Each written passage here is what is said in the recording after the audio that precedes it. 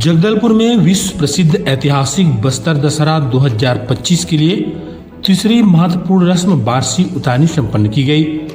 बस्तर संभाग मुख्यालय जगदलपुर में 75 दिनों तक चलने वाली विश्व प्रसिद्ध ऐतिहासिक बस्तर दशहरे की तीसरी विधान बारसी उतारनी रस्म कल बुधवार को पूरी कर ली गई। विधि विधान से जगदलपुर शहर के शीशासार भवन के सामने इस रस्म को पूरा किया गया। इस रस्म के झार उमराव बेड़ा उमराव के ग्रामीण कारीगरों ने साल की लकड़ी और पारंपरिक औजारों की पूजा की। फिर मोंगली मछली और बकरी की बलि दी गई। ऐसा मान्यता है कि रथ बनाने से पहले मोंगली मछली और बकरी की बलि दी जाती है ताकि रथ निर्माण में किसी प्रकार का विघ्न बाधा न आए।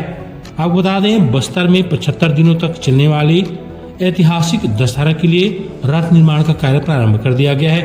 रथ निर्माण के पहले 3 प्रकार की रस्म निभाई जाती है। पहला होता है पाट यात्रा।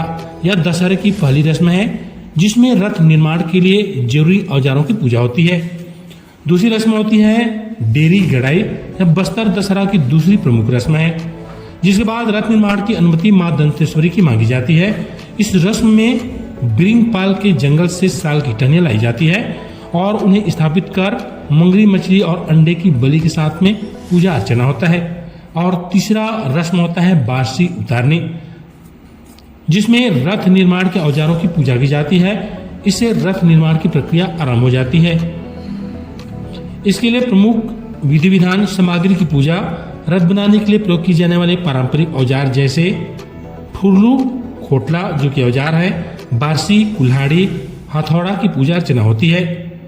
स्थानीय पुजारी और समुदाय के लोग इस पारंपरिक रस्म में भाग लेते हैं और औजारों को देवी स्वरूप मानकर उनकी पूजा करते हैं।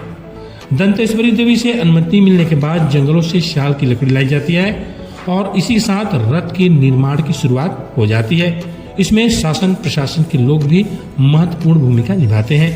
बस्तर दशहरा में इस बार 4 चक्के के फूल रथ का निर्माण किया जा रहा है, जिस पर आरूढ़ होकर मां दंतेश्वरी प्रतिदिन परिक्रमा करेंगी। यह विश्व प्रसिद्ध बस्तर दशहरा अपनी सांस्कृतिक और आदिवासी परंपराओं के लिए जाना और पहचाना जाता है।